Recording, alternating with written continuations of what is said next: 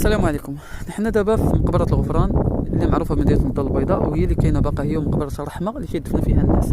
والمعروف ان هذه المقبرة ما تيتصلاش فيها الا الجنازة، لان صلاة الفريضة والنافلة تيقول العلماء انها لا يجوز انك تصلي فيها لان كاين فيها مقبرة.